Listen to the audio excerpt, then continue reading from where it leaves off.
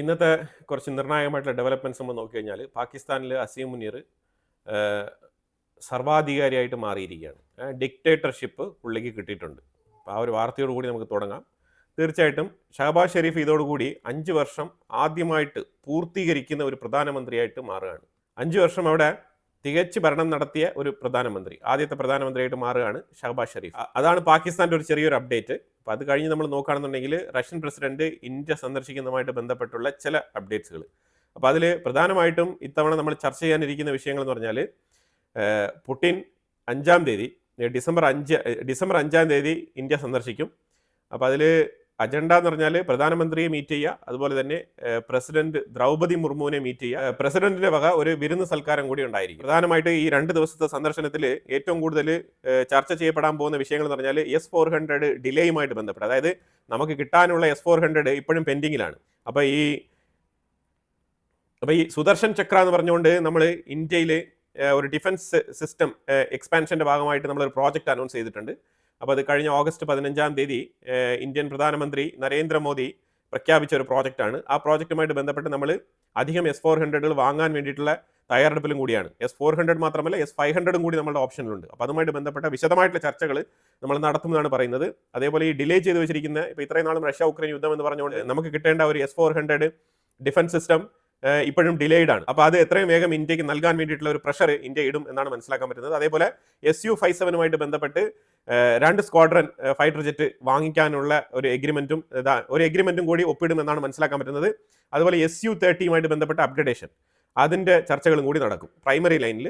അടുത്ത സെക്കൻഡറി ലൈനിൽ നോക്കിക്കഴിഞ്ഞാൽ എനർജിയുമായിട്ട് ബന്ധപ്പെട്ട ഡിസ്കഷൻസ്. തീർച്ചയായിട്ടും പുടിൻ $7 മുതൽ $8 വരെ ഇന്ത്യക്ക് ഡിസ്കൗണ്ട് കൊടുക്കാൻ സാധ്യതയുണ്ട് ഒരു ബാരൽ ക്രൂഡ് ഓയിലിന്. അപ്പോൾ അതുകൊണ്ട് വീണ്ടും ഇന്ത്യ റഷ്യയുടെ അടുത്ത് തന്നെ കൂടുതൽ എണ്ണ പർച്ചേസ് ചെയ്യാൻ വേണ്ടിയിട്ട് ഒരുങ്ങാണെന്നുള്ള ഒരു വാർത്തയും കൂടി നമുക്ക് വരുന്നുണ്ട്. അതായത് അമേരിക്കയുടെ സമ്മർദ്ദം ഏത് രീതിയിലിരുന്നാലും, അപ്പോൾ അതായത് അമേരിക്ക ഇപ്പം ഏറ്റവും പ്രയാസപ്പെട്ട് റഷ്യ ഉക്രൈൻ യുദ്ധം നിർത്താൻ വേണ്ടിയിട്ട് ശ്രമിക്കുകയാണല്ലോ. അപ്പോൾ യുദ്ധം നിന്ന് കഴിഞ്ഞാൽ പിന്നീട് ഇന്ത്യക്ക് എണ്ണ വാങ്ങുന്നതുമായിട്ട് ബന്ധപ്പെട്ട് യാതൊരുവിധ തടസ്സങ്ങളും വെസ്റ്റേൺ രാജ്യങ്ങളുടെ സൈഡിൽ നിന്ന് വരാനുള്ള സാധ്യതയില്ല. അപ്പോൾ അതുകൊണ്ട് തന്നെയാണ് ഇന്ത്യ കുറച്ച് സ്ലോ മാനറിൽ എണ്ണ പർച്ചേസിങ് നടത്തിക്കൊണ്ട് തന്നെയാണ് ഇരിക്കുന്നത്. അപ്പോൾ തീർച്ചയായിട്ടും അതിനെക്കുറിച്ചുള്ള ഡിസ്കഷൻസും ഉണ്ടാകുമെന്നാണ് പറയുന്നത്. പിന്നെ അതിലുപരിയായിട്ട് വ്യാപാര കരാർ, അതേപോലെ INSTC കോറിഡോർ പദ്ധതിയുമായിട്ട് ബന്ധപ്പെട്ട് ഇറാനിൽ നടക്കുന്ന ഡെവലപ്മെന്റ്സ്, അപ്പോൾ അതിന്റെ ഒരു റെയിൽവേ പ്രോജക്റ്റ് ഏതുവരെ എത്തിയിട്ടുണ്ട്, അതൊക്കെ ഓൾമോസ്റ്റ് കംപ്ലീഷൻ സ്റ്റേജിൽ നിൽക്കുകയാണെന്നാണ് മനസ്സിലാക്കാൻ പറ്റുന്നത്. ചബഹാർ പോർട്ടിലാണ് അത് കണക്ട് ചെയ്യുന്നത്. അപ്പോൾ അങ്ങനെ അഫ്ഗാനിസ്ഥാൻ വഴിയുള്ള റൂട്ടുകൾ, ഇങ്ങനെയുള്ള പല മേഖല സെൻട്രൽ ഏഷ്യയുമായിട്ട് ബന്ധപ്പെട്ട താല്പര്യങ്ങളെക്കുറിച്ചുള്ള ചർച്ചകളും നടക്കുമെന്നാണ് മനസ്സിലാക്കാൻ പറ്റുന്നത്. അതുപോലെ ഇന്ത്യക്കുള്ളിൽ Su-57 എഞ്ചിൻ മാനുഫാക്ചറിംഗ് ചെയ്യുന്നതുമായിട്ട് ബന്ധപ്പെട്ട് ടെക്നോളജി ട്രാൻസ്ഫർ വിഷയത്തിലുള്ള ചർച്ചയും നടക്കുമെന്ന് മനസ്സിലാക്കാൻ പറ്റുന്നുണ്ട്. അപ്പോൾ ഇതാണ് പ്രാഥമികമായിട്ട് പറയുന്ന വിഷയങ്ങൾ. ഇതിലുപരിയായിട്ട് 23ാമത് ഇന്ത്യ റഷ്യ വാർഷിക ഉച്ചകോടി എന്നുള്ള പേരൊക്കെയാണ് ഇതിന് കൊടുത്തിരിക്കുന്നത്. അപ്പോൾ തീർച്ചയായിട്ടും ആലങ്കാരികമായിട്ട് കുറേ വിശേഷങ്ങൾ ശരിക്കും പറഞ്ഞാൽ അമേരിക്കയും വെസ്റ്റേൺ രാജ്യങ്ങളെയും കാണിക്കുന്ന തരത്തിൽ തന്നെ ഒരു പ്രൗഢിയോടുകൂടി ഈ ഒരു സെറമണി നടത്താനാണ് ഇന്ത്യ തീരുമാനിച്ചിരിക്കുന്നത്. അപ്പോൾ അത് ആ രീതിയിൽ തന്നെ നടക്കും എന്നാണ് മനസ്സിലാക്കാൻ പറ്റുന്നത്. പിന്നെ തീർച്ചയായിട്ടും 6-ാം തീയതി 7-ാം തീയതി നമ്മൾ ഒഡീഷ റീജിയനിൽ നിന്നും ബംഗാൾ ഓഷ്യനിലേക്ക് നമ്മൾ മിസൈൽ പരീക്ഷണവുമായിട്ട് ബന്ധപ്പെട്ട് നോട്ടം പ്രഖ്യാപിച്ചിട്ടുണ്ട്. ആ നോട്ടം താൽക്കാലികമായിട്ട് ക്യാൻസൽ ചെയ്തിരിക്കുകയാണ്. അതായത് ഇപ്പോൾ താൽക്കാലികം വെച്ചാൽ ഈ ശ്രീലങ്കയിൽ ഉണ്ടായിരിക്കുന്ന ഈ ഒരു ദുരന്തം, ശ്രീലങ്കയിലെ ദുരന്തം എന്ന് പറഞ്ഞാൽ വല്ലാത്ത ദുരന്തമായി മാറിയിരിക്കുകയാണ്. അത് ഏതാണ്ട് 150-60 ആൾക്കാർ ഇതുവരെ മരണപ്പെട്ടിട്ടുണ്ട്. നിരവധി പേർക്ക് വീടുകൾ നഷ്ടപ്പെട്ടിട്ടുണ്ട്. അവരുടെ ഫൂട്ടേജസ് ഒക്കെ വെച്ച് കഴിഞ്ഞാൽ അയക്കുന്നതിനും അപ്പുറമാണ്. ആ രീതിയിലാണ് കാര്യങ്ങൾ മുന്നോട്ട് പോകുന്നത് ശ്രീലങ്കയിൽ. നമ്മൾ ശ്രീലങ്കയ്ക്കുള്ളിൽ നിന്നും പല രാജ്യത്തുള്ള ആൾക്കാരെ നമ്മൾ ഒഴിപ്പിച്ചിട്ടുണ്ട്. ഇങ്ങനെ ഇന്ത്യ പല സ്ഥലങ്ങളിലും ഇവാക്യുവേഷൻ നടത്തുന്ന സമയത്ത് പല രാജ്യക്കാരെയും, എന്തിനു ഭേദം ഈ യമനിൽ നിന്നും പാകിസ്ഥാനികളെ വരെ നമ്മൾ ഇവാക്യുവേറ്റ് ചെയ്ത് നമ്മൾ അവന്മാരെ സുരക്ഷിതമായിട്ട് കൊണ്ട് എത്തിച്ചിട്ടുണ്ടായിരുന്നു. അതേ പാകിസ്ഥാനികളാണ് ഇന്ന് നമ്മളടുത്ത് ഈ രീതിയിൽ കാണിക്കുന്നത്. ഇതേപോലെ നമ്മുടെ രാജ്യം പലരെയും സഹായിക്കും. ഈ തുർക്കിക്ക് നമ്മൾ ഓപ്പറേഷൻ ദോസ് നടപ്പാക്കിയ തുർക്കിയാണ് ഇന്ത്യക്കെതിരെ മെഡിറ്ററേനിയൻ ഓഷനിൽ വന്നിട്ട് നമ്മളുടെ കപ്പലിനെ തടയാൻ വേണ്ടി നിന്നത്. അപ്പോൾ ഈ രീതിയിൽ പല രീതിയിലും ഇന്ത്യ സഹായിക്കുമ്പോൾ നമുക്ക് കിട്ടുന്ന മറുപടികൾ ഇങ്ങനെയാണ്. അതിനൊക്കെ കാരണങ്ങൾ പലതരത്തിലുള്ള ആശയങ്ങളും അവരുടെ ജിയോ പൊളിറ്റിക്കൽ താല്പര്യങ്ങളുമാണ്. എനിവേ, അതൊരു സൈഡിൽ നിൽക്കട്ടെ. ഇപ്പം ശ്രീലങ്കയിൽ നിന്നും ഇപ്പോൾ ഇന്നലെ നമ്മൾ ഇവാക്യുവേറ്റ് ചെയ്തതിന്റെ ലിസ്റ്റ് നമ്മൾ നോക്കി കഴിഞ്ഞാൽ ഇന്ത്യക്കാരായിട്ടുള്ള 12 പേര്, ബെലോറസിലുള്ള 6 പേര്, ഇറാൻ പൗരന്മാരായിട്ടുള്ള 5 പേര്, സൗത്ത് ആഫ്രിക്ക 4 പേര്, പോളണ്ടിലുള്ള 3 പേര്, ബംഗ്ലാദേശിലുള്ള 3 പേര്. ഇവനെയൊക്കെ എന്തിനു എടുത്തുകൊണ്ട് വരുന്നത് ഈ ബംഗ്ലാദേശിയൊക്കെ? ഇവനൊക്കെ അവിടെ പോയെങ്കിൽ അവൻ നീന്തി അങ്ങ് കരകയറട്ടെ എന്ന് പറഞ്ഞിട്ട് വിടണമായിരുന്നു. ജർമ്മനിയിലെ 2 പൗരന്മാർ, സ്ലോവേനിയയിലെ 2 പൗരന്മാർ, UK 2 സിറ്റിസൺസ്, ഓസ്ട്രേലിയ പൗരൻ ഒരാൾ, അതേപോലെ ഒരു പാകിസ്ഥാനി. ഈ പാകിസ്ഥാനിയും ബംഗ്ലാദേശിനെയൊക്കെ എടുത്തുകൊണ്ട് വരരുതായിരുന്നു. അവനെയൊക്കെ അവിടെ കടലിൽ തന്നെ മുങ്ങി ചാമാൻ വിട്ടിട്ട് നമ്മൾ മിണ്ടാതെ നമ്മുടെ കാര്യം നോക്കി വരണമായിരുന്നു. ഇവനെയൊക്കെ രക്ഷപ്പെടുത്തി വിട്ട് കഴിഞ്ഞാൽ ഇവൻ നാളെ ബോംബ് വെച്ചുകൊണ്ട് ഇന്ത്യക്കുള്ളിൽ തന്നെ വരും. അതാണ് ഇവന്മാരുടെ ഒരു നാച്ചർ. അപ്പോൾ എന്തായാലും അതൊരു സൈഡിൽ ഇരിക്കട്ടെ, ഇത്രയും രാജ്യത്തുള്ള ആൾക്കാരെ ഇന്ത്യ ശ്രീലങ്കയിൽ നിന്ന് രക്ഷപ്പെടുത്തിയിട്ടുണ്ട്. ഇതിലുപരിയായിട്ട് 14 ശ്രീലങ്കക്കാരെയും റെസ്ക്യൂ ചെയ്തിട്ടുണ്ട്. പാകിസ്ഥാൻ ഈ ബംഗ്ലാദേശിയും പാകിസ്ഥാനെയും കുറിച്ച് നമ്മളിങ്ങനെ പറയാനുള്ള കാരണം വെച്ചാൽ പാകിസ്ഥാന്റെ ഉള്ളിൽ ഞാൻ ഇവിടെ ഒരു മാപ്പ് വെക്കുന്നുണ്ട്, നിങ്ങൾ നോക്കിക്കോ. ഈ റഡാർ മാപ്പിൽ ഇതിനകത്ത് കാണിക്കുന്ന എല്ലാം തന്നെ, ഈ യെല്ലോ കളറിൽ മാർക്ക് ചെയ്തിരിക്കുന്ന എല്ലാം തന്നെ ചൈനീസ് ഫ്ലൈറ്റുകളാണ്. ഇതെല്ലാം ചൈനീസ് കാർഗോ ഫ്ലൈറ്റുകളാണ്. ചൈന തുടരെ ആയുധ ഇറക്കുമതി നടത്തിക്കൊണ്ടിരിക്കുകയാണ് പാകിസ്ഥാന്റെ ഉള്ളിൽ. എന്തിനു വേണ്ടിയിട്ടാണ് ഇവന്മാർ ഈ ആയുധം സ്വരുക്കൂട്ടുന്നത്? തീർച്ചയായിട്ടും ഇന്ത്യയെ തന്നെയാണ് ടാർഗറ്റ് ചെയ്യുന്നത്. വേറെ ആരെ ലക്ഷ്യമാക്കിയിട്ടാണ് ഇവർക്ക് ആയുധം വേണ്ടത്?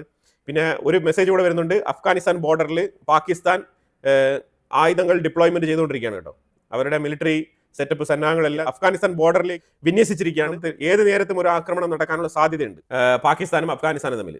അവരുടെ അൽ സറാർ കാറ്റഗറിയിൽ പെടുന്ന ടാങ്കുകളാണ് അഫ്ഗാനിസ്ഥാൻ ബോർഡറിൽ കൊണ്ട് നിർത്തി വെച്ചിരിക്കുന്നത്. അതുപോലെ പാകിസ്ഥാൻ ട്രംപിന് നീറ്റായിട്ട് അൽവ, ജിലേബി, ലഡു എല്ലാം കൊടുത്തുകൊണ്ടിരിക്കുകയാണ് ഈ ഗാസയുമായിട്ട് ബന്ധപ്പെട്ട വിഷയത്തിൽ. ഈ പാകിസ്ഥാനെ വിശ്വസിച്ച് ട്രംപ് അല്ലാണ്ട് വേറെ ആരെങ്കിലും മുന്നോട്ട് പോകുമോ? പാകിസ്ഥാനെ വിശ്വസിച്ച് ഒരു കാര്യങ്ങളും ചെയ്യാൻ പറ്റത്തില്ല. അത് നമുക്ക് വളരെ വ്യക്തമായിട്ട് മനസ്സിലാകുന്ന കാര്യമാണ്. ട്രംപിന്റെ സ്വന്തം ബിസിനസ് താല്പര്യങ്ങൾക്ക് വേണ്ടിയിട്ട് പാകിസ്ഥാന്റെ മണ്ണ് ഉപയോഗിക്കാം എന്ന് വിചാരിച്ചുകൊണ്ടാണ് കാര്യങ്ങൾ നടക്കുന്നത്. പക്ഷേ സമയമാകുമ്പോഴത്തേക്കും ഇവന്മാർ കാലുമാറും. അതുപോലെ പല രീതിയിലുള്ള കുത്തിരിപ്പുകളും ഉടായ്പകളും കാണിക്കാൻ മിടുക്കന്മാരാണ് പാകിസ്ഥാനികൾ. ഇപ്പോൾ പാകിസ്ഥാനി പറഞ്ഞിരിക്കുന്നത്, യെസ്, ഗാസയ്ക്കുള്ളിൽ ഞങ്ങൾ വരാം, പ്രൊട്ടക്ഷൻ വരാം, പക്ഷേ ഹമാസിനെതിരെയുള്ള നിലപാടെടുക്കുമെന്ന് നിങ്ങൾ വിചാരിക്കേണ്ട. ഹമാസിനെ ഡിസാം ചെയ്യുന്നത് ഞങ്ങളുടെ ജോലിയല്ല എന്ന് പാകിസ്ഥാൻ നല്ല വെണ്ടക്ക അക്ഷരത്തിൽ ഇപ്പം ഇങ്ങനെ പ്രിന്റ് ചെയ്ത് ഇങ്ങനെ ഇറക്കിയിരിക്കുകയാണ്. അതായത് ഗാസയിൽ ഞങ്ങൾ വരും, പ്രൊട്ടക്ഷന് വേണ്ടിയിട്ട് വരും.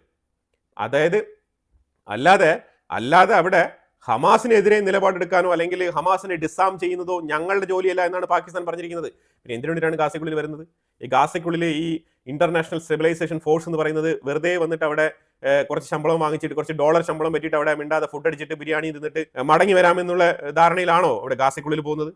ഗാസയിൽ പോയി കഴിഞ്ഞാൽ യുവമാരും അവന്മാരോടൊപ്പം ചേർന്ന് ഈ ഗാസയിൽ പാകിസ്ഥാനികൾ എത്തിക്കഴിഞ്ഞാൽ സംഭവിക്കാൻ പോകുന്നത്, ഈ പാകിസ്ഥാനികളും ഒന്ന് രണ്ട് ചെറിയ വാചകങ്ങൾ പറഞ്ഞു കൊടുത്താൽ മതി, അപ്പം തന്നെ അത് ശരിയാണല്ലോ, നമ്മളുടെ വാചകം ഇങ്ങനെയാണ്, നമ്മൾ ഇതിനോടൊത്ത് നിൽക്കേണ്ട ആൾക്കാരാണെന്ന് പറഞ്ഞിട്ട് ഇവന്മാർ ഹമാസിനോടൊപ്പം നിന്ന് ഇസ്രായേലിനെതിരെ പടപൊരുതാനുള്ള പുതിയ ന്യൂ ഹമാസായി മാറിത്തീരും.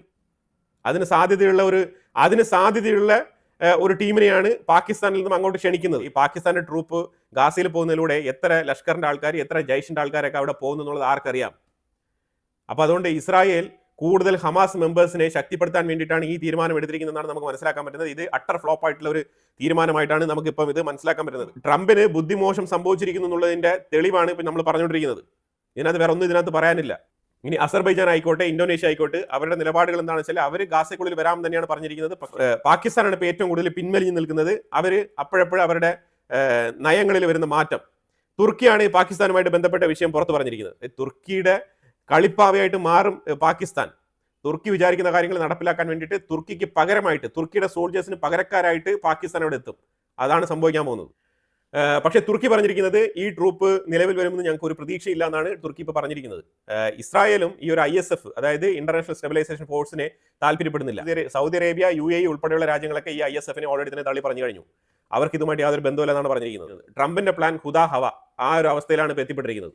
അതുപോലെ തന്നെ ഇന്ത്യയും ഇസ്രായേലും തമ്മിലുള്ള ഫ്രീ ട്രേഡ് എഗ്രിമെന്റ് ഇത് കഴിഞ്ഞ 20-ാം തീയതി, നവംബർ 20-ാം തീയതി നമ്മുടെ കമേഴ്ഷ്യൽ മിനിസ്റ്റർ പീയൂഷ് ഗോയലും അതേപോലെ ഇസ്രായേലിന്റെ മിനിസ്റ്റർ നിർ ബറാക്കത്തും രണ്ടുപേരും കൂടി ടെലവീവിൽ വെച്ചിട്ട് ചർച്ച നടത്തി പ്രാഥമികമായിട്ടുള്ള ഒരു എഗ്രിമെന്റിൽ സൈൻ ചെയ്തിട്ട് ടേംസ് ഓഫ് റെഫറൻസ് എന്നാണ് ഇതിനെ വിളിക്കുന്നത്. ഈ ടേംസ് ഓഫ് റെഫറൻസിൽ ഇവർ രണ്ടുപേരും സൈൻ ചെയ്തിരിക്കുകയാണ്. അതിനെ തുടർന്ന് നീണ്ട കാലങ്ങളായിട്ട് നമ്മൾ ഫ്രീ ട്രേഡ് എഗ്രിമെന്റ് നടത്തണം എന്ന് വിചാരിച്ചുകൊണ്ടിരുന്ന ആ ഒരു ചർച്ച ഒരുപാട് നാളായിട്ട് തടസ്സപ്പെട്ടുകൊണ്ടിരുന്നു. അപ്പോൾ ആ ഒരു തടസ്സം നീങ്ങി ചർച്ച മുന്നോട്ട് തുടരാൻ വേണ്ടിയിട്ടുള്ള ഒരു സാഹചര്യത്തിന് വഴിയൊരുങ്ങിയിരിക്കുകയാണ് ഇപ്പോൾ. അപ്പോൾ ഇതിനകത്ത് ഇപ്പോൾ സംഭവിച്ചിരിക്കുന്നത് പറഞ്ഞാൽ ഏർലി ഹാർവെസ്റ്റ് മെത്തേഡ് എന്ന് പറഞ്ഞിട്ടുള്ള ഒരു മെത്തേഡാണ് ഇപ്പോൾ ഇതിനകത്ത് അപ്ലൈ ചെയ്യുന്നത്. ഈ ഏർലി ഹാർവെസ്റ്റ് മെത്തേഡിൽ ഈ ട്രേഡ്, ഇന്ത്യയും ഇസ്രായേലും തമ്മിലുള്ള ട്രേഡിൽ ഉൾപ്പെടുന്ന ഐറ്റങ്ങളെല്ലാം തന്നെ 2 കാറ്റഗറി ആയിട്ട് തരംതിരിക്കുകയാണ്. അപ്പോൾ അതിൽ ഒരു കാറ്റഗറി അങ്ങോട്ടും ഇങ്ങോട്ടും അഭിപ്രായ വ്യത്യാസങ്ങളൊന്നും തന്നെ ഇല്ലാതെ, അതായത് ഇന്ത്യയിൽ നിന്നും നിർബന്ധമായിട്ടും ഇസ്രായേലിന് വേണ്ടതും ഇസ്രായേലിൽ നിന്നും നിർബന്ധമായിട്ട് ഇന്ത്യക്ക് വേണ്ടതുമായിട്ടുള്ള ചില ഐറ്റങ്ങൾ, ആ ഐറ്റങ്ങളെയൊക്കെ ഒരു ലിസ്റ്റിൽ പെടുത്തിയിട്ടുണ്ട്. അതിൽ തർക്കമില്ല, അതിന് നെഗോഷിയേഷൻ്റെ ആവശ്യമില്ല. അത് ഡയറക്റ്റ് ആയിട്ട് ഒരു എഗ്രിമെന്റ്, പ്രൈമറിലി ഒരു എഗ്രിമെന്റ് ഉണ്ടാക്കി ഇമ്മീഡിയറ്റ് ആയിട്ട് അതുമായിട്ട് ബന്ധപ്പെട്ട ഫ്രീ ട്രേഡ് എഗ്രിമെന്റിൽ രണ്ടുപേരും ഒപ്പുവെക്കും. ഇതാണ് ഏർലി ഹാർവെസ്റ്റ് മെത്തേഡിൽ പ്രാഥമികമായിട്ട് നടക്കുന്നത്. അത് കഴിഞ്ഞാൽ സെക്കൻഡറി ലിസ്റ്റ് ഒരെണ്ണം വരും. ആ ലിസ്റ്റിൽ ചില നെഗോസിയേഷൻസ്, ശരിക്കും പറഞ്ഞാൽ അത് ഗ്ലോബൽ മാർക്കറ്റിലും കൂടി അവൈലബിൾ ആയിട്ടുള്ള സാധനങ്ങൾ, ഇസ്രായേലിലും അവൈലബിൾ ആണ്. പക്ഷേ അതേസമയം നമുക്ക് വേറെയും ഓപ്ഷൻസ് ഉണ്ട്. ഇന്ത്യയിൽ നിന്നും ഇസ്രായേലിന് അതേപോലെ അവൈലബിൾ ആണ്. ഇന്ത്യയിൽ കൂടാതെ മറ്റുള്ള രാജ്യങ്ങളിലും മറ്റുള്ള മാർക്കറ്റിൽ നിന്നും ഇസ്രായേലിന് ആ സാധനം അവൈലബിൾ ആണ്.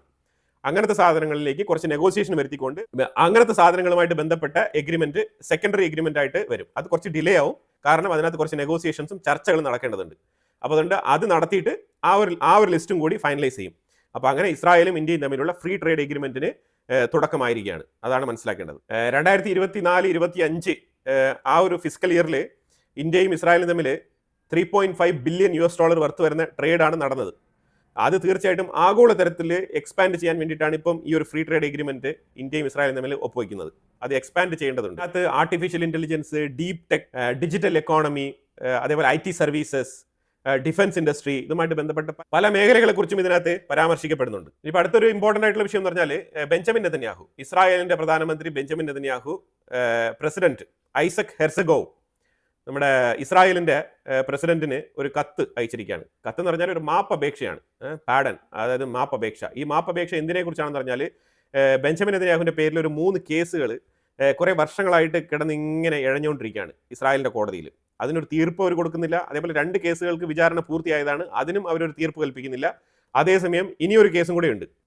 ഈ ഒരു കേസുകളെല്ലാം തന്നെ ശരിക്കും പറഞ്ഞാൽ ഇങ്ങനെ നീട്ടി കൊണ്ടുപോകുന്ന സാഹചര്യമാണ്. ആ സാഹചര്യത്തിലാണ് ഇതിങ്ങനെ ഒരു ചോദ്യചിഹ്നമായിട്ട് നീണ്ടു പോകണ്ട. കാരണം ഇതിങ്ങനെ നീട്ടിക്കൊണ്ട് പോയി കഴിഞ്ഞാൽ ബെഞ്ചമിൻ നെതന്യാഹുവിന്റെ അടുത്ത ഇലക്ഷനെയും അതേപോലെ പുള്ളിയുടെ ഒരു പ്രൈം മിനിസ്റ്റർ കാൻഡിഡേറ്റ്ഷിപ്പിനെയും അത് ബാധിക്കും. അപ്പോൾ അതുകൊണ്ട് നിങ്ങൾ അത് മറന്നു കളയുക. നെതന്യാഹുവിന് ഈ ഒരു വിഷയത്തിൽ നിങ്ങൾ ക്ഷമ കൊടുക്കണം. അതാണ് നിങ്ങൾ ചെയ്യേണ്ടത്.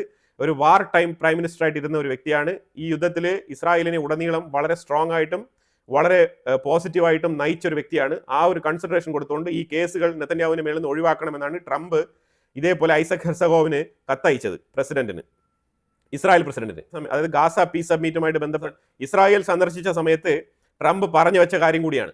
അതായത് ഡയറക്റ്റ് ആയിട്ട് പ്രസിഡന്റിന്റെ അടുത്ത് പറഞ്ഞതാണ്, നിങ്ങൾ കാര്യങ്ങളൊക്കെ ഒഴിവാക്കണം, ഇതേപോലത്തെ കേസും കാര്യങ്ങളൊക്കെ ഒഴിവാക്കണം, ഇതേപോലെ ഒരു വണ്ടർഫുൾ പേഴ്സൺ പ്രൈം മിനിസ്റ്റർ ആയിട്ട് നിങ്ങൾക്ക് കിട്ടുകയില്ല ഇസ്രായേലിൽ നിന്നുള്ള രീതിയിലുള്ള ഡയലോഗൊക്കെ പറഞ്ഞിട്ടാണ് ട്രംപ് പോയത്. അപ്പോൾ തീർച്ചയായിട്ടും നെതന്യാഹു മറ്റു മാർഗങ്ങളിലൂടെ അമേരിക്കയിലുള്ളിൽ പ്രഷർ ചെയ്യുന്നുണ്ട്. അതായത് ഈ ഗാസ യുദ്ധം ഗാസയിൽ ഇസ്രായേലിനെ ഫ്രീ ആയിട്ട് ഒരു അറ്റാക്ക് നടത്താൻ വേണ്ടിയിട്ടുള്ള സാഹചര്യം അമേരിക്ക കൊടുക്കുന്നില്ല.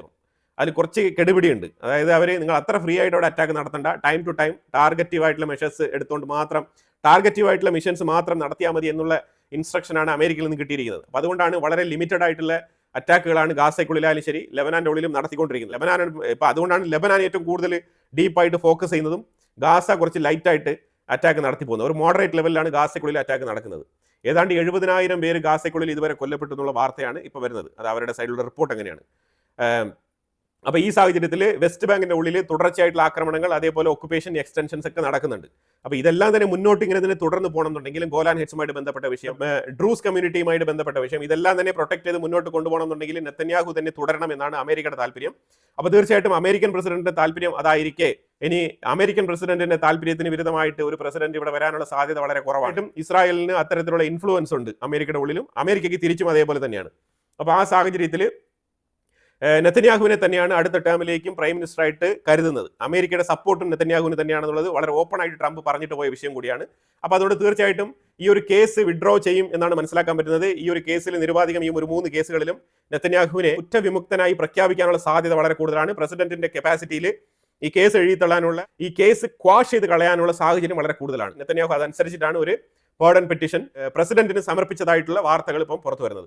വളരെ നിർണായകമായിട്ടുള്ള കുറെ ഡെവലപ്മെന്റ്സുകളാണ് ഇപ്പോൾ നടക്കുന്നത് ഇസ്രായേലിന്റെ ഉള്ളിൽ. ഇതെല്ലാം പൊളിറ്റിക്കലി വളരെ പ്രാധാന്യമുള്ള വിഷയങ്ങളാണ്. പ്രത്യേകിച്ചും നെതന്യാഹുവിന് അടുത്തൊരു 5 വർഷത്തേക്ക് കൂടി ഭരണം ഉറപ്പിക്കുന്നതുമായിട്ട്, കസാര ഉറപ്പിക്കുന്നതുമായിട്ട് ബന്ധപ്പെട്ട വിഷയങ്ങളാണ്. ഇതിനകത്ത് ഈ കത്ത് പ്രസിഡന്റിന് കിട്ടിയെങ്കിലും പ്രസിഡന്റ് പറഞ്ഞിരിക്കുന്നത്, അതായത് നെതന്യാഹു കുറ്റക്കാരനാണെന്ന് തെളിഞ്ഞാൽ മാത്രമല്ലേ ക്ഷമിക്കാൻ പറ്റുള്ളൂ. അല്ലാതെ ഒരാൾ കുറ്റക്കാരനാണെന്ന് തെളിയിക്കാതെ എങ്ങനെയാണ് നമ്മൾ അയാളെ ക്ഷമിക്കേണ്ടത്? അങ്ങനെയുള്ള ഒരു ന്യായമായിട്ടുള്ള ഒരു ചോദ്യമാണ് പ്രസിഡന്റിന്റെ സൈഡിൽ നിന്ന്, അതായത് ഐസക് ഹെർസഗോവ് അതാണ് ചോദിച്ചിരിക്കുന്നത്. നെതന്യാഹുവിന്റെ ലോയറാണ് ഒരു വിഷയം പുറത്തു പറഞ്ഞത്. 111 പേജുള്ള കത്താണ്, എക്സ്പ്ലനേഷൻ അടങ്ങുന്ന കത്താണ് പ്രസിഡന്റിന് സമർപ്പിച്ചത്. അതായത് കേസുമായിട്ട് ബന്ധപ്പെട്ട കാര്യങ്ങളൊക്കെ വിശദമായിട്ട് അതിനകത്ത് എഴുതി പിടിപ്പിച്ചിട്ടുണ്ട്. എന്നിട്ടാണ് 111 പേജ് അടങ്ങുന്ന ഒരു പുസ്തകമാണ് കൊടുത്തിരിക്കുന്നത്. അപ്പോൾ എന്തായാലും ഒറ്റ വാക്കിൽ പ്രസിഡന്റ് ഉത്തരം പറഞ്ഞിരിക്കുന്നത് ഇങ്ങനെയാണ്. അതായത് അപ്പം നെതന്യാഹു ഫീൽ ഗിൽറ്റി ആണോ എന്നാണ് ചോദിച്ചിരിക്കുന്നത്. അതായത് കുറ്റക്കാരനാണെന്ന് നിങ്ങൾ സമ്മതിക്കുന്നുണ്ടോ? അങ്ങനെ സമ്മതിച്ചാൽ മാത്രമാണ് ഈ ക്ഷമാഭ്യർത്ഥന നടത്തേണ്ടത്. കുറ്റക്കാരനാണെങ്കിലല്ലേ, കുറ്റം ചെയ്തിട്ടില്ല എന്നുണ്ടെങ്കിൽ പിന്നെ എന്തിനാണ് ഈ ക്ഷമാഭ്യർത്ഥന നടത്തേണ്ട ആവശ്യം? അപ്പോൾ അതുകൊണ്ട് ഈ കോടതി പ്രൊസീഡിങ്സ് കുറച്ചുകൂടെ ഫാസ്റ്റ് ആക്കിയിട്ട് എന്തെങ്കിലുമൊക്കെ ഒരു തീർപ്പ് കൽപ്പിക്കാനുള്ള സാധ്യതയുണ്ട്. തീർപ്പ് എന്ന് പറഞ്ഞാൽ ഒന്നെങ്കിൽ കുറ്റക്കാരൻ, അല്ലാന്നുണ്ടെങ്കിൽ കുറ്റവിമുക്തൻ, ആ രീതിയിലാക്കാനുള്ള സാധ്യതയുണ്ടെന്നാണ് മനസ്സിലാക്കാൻ പറ്റുന്നത്. അപ്പോൾ നെതന്യാഹു കിണഞ്ഞ് ശ്രമിക്കുകയാണ്, എങ്ങനെയെങ്കിലും ഇതിൽ നിന്നും, ഈ ഒരു കുരുക്കിൽ നിന്നും പുറത്തു വരാൻ വേണ്ടിയിട്ട് ട്രൈ ചെയ്യാണ്. ഖത്തർ പറഞ്ഞിരിക്കുന്നത് ഹമാസ് ഇനിയും 2 മൃതശരീരങ്ങൾ കൊടുത്തയക്കാനുണ്ട്, മടക്കി കൊടുക്കാനുണ്ട് ഇസ്രായേലിന്. അപ്പോൾ അത് മടക്കി കൊടുക്കാത്ത പക്ഷത്തിൽ നമുക്ക് ഫർദർ ഡിസ്കഷൻ, ഈ ഫേസ് 2 ബന്ധപ്പെട്ട ആ ഒരു ചർച്ച മുന്നോട്ട് കൊണ്ടുപോകാൻ കഴിയില്ല എന്നാണ് ഖത്തർ പറഞ്ഞിരിക്കുന്നത്. ഖത്തർ ഹമാസിന് കൊടുത്ത ഉപദേശമാണ്, നിങ്ങൾ ആദ്യം ഈ ഒരു ബോഡി എവിടെയാണെന്നുള്ളത് കണ്ടെത്തി ഇസ്രായേലിന് മടക്കി കൊടുക്കുക, അത് കഴിഞ്ഞിട്ട് നോക്കാം ബാക്കി കാര്യം എന്നാണ് പറഞ്ഞിരിക്കുന്നത്. അതുപോലെ ഹമാസിന്റെ ഒരു കമാൻഡർ ഈ റഫ ഭാഗത്ത് ഈ തുരങ്കം ഉണ്ടായിരുന്നല്ലോ, റഫ ഭാഗത്തുള്ള ടണലിന്റെ ഉള്ളിൽ ഒളിച്ചിരുന്ന ഒരു കമാൻഡർ, ഹമാസിന്റെ കമാൻഡർ, സീനിയർ കമാൻഡറാണ്. അയാൾ തുരങ്കത്തിൽ നിന്നും പുറത്തേക്ക് വരാൻ ശ്രമിക്കുന്ന സമയത്ത് IDF കൃത്യമായിട്ട് അയാളെ തട്ടിക്കളഞ്ഞിരിക്കുകയാണ്. അതുപോലെ ഇന്നലെ സദൻ ഗാസ ഭാഗത്ത് നടത്തിയ അറ്റാക്കിൽ 11 പേര് കൊല്ലപ്പെട്ടിട്ടുണ്ട്. അതുപോലെ IDF സിറിയയുടെ ഭാഗത്തേക്ക് അവരുടെ ഓപ്പറേഷൻസ് എക്സ്പാൻഷൻ ചെയ്തിരിക്കുകയാണ്. സിറിയയുടെ ഭാഗത്ത് തുരിതര അറ്റാക്കുകൾ നടക്കാണ്. നമ്മൾ ഇതിന് മുമ്പ് ഒരു വീഡിയോയിൽ പറഞ്ഞിട്ടുണ്ടായിരുന്നു, അവിടെ അമേരിക്ക ഒരു അറ്റാക്ക് നടത്തിയിട്ടുണ്ടായിരുന്നത്, അത് അമേരിക്കയിലാണ് നടത്തിയത്, ഇസ്രായേലാണ് നടത്തിയത്. ഇസ്രായേൽ തീർച്ചയായിട്ടും തികച്ചും ഹിസ്ബുള്ളയുടെ ആയുധക്കടത്ത് നടക്കുന്നതുമായിട്ട് ബന്ധപ്പെട്ടാണ് ഈ ഒരു ആക്രമണം നടത്തിയതായിട്ട് ഇസ്രായേലിന്റെ സൈഡിൽ നിന്ന് അക്സെപ്റ്റ് ചെയ്തിട്ടുണ്ട്. തുടർച്ചയായിട്ട് സിറിയയ്ക്കുള്ളിൽ ലെബനാൻ ബോർഡറുമായിട്ട് ബന്ധപ്പെട്ട് കിടക്കുന്ന ഏരിയകളിലെല്ലാം ഇസ്രായേൽ കൃത്യമായിട്ടുള്ള അറ്റാക്കുകൾ ടൈം ടു ടൈം നടത്തിക്കൊണ്ടാണ് ഇരിക്കുന്നത്. അപ്പോൾ എന്തായാലും കുറേ ഇമ്പോർട്ടന്റ് ആയിട്ടുള്ള വിഷയങ്ങളാണ് നമ്മൾ ഈ വീഡിയോയിൽ പങ്കുവച്ചത്. ഇതിനെക്കുറിച്ചുള്ള അഭിപ്രായങ്ങൾ കമന്റ് ബോക്സിൽ രേഖപ്പെടുത്തുക. കൂടുതൽ വാർത്തകളുമായിട്ട് അടുത്ത വീഡിയോയിൽ വരാം. Thank you so much.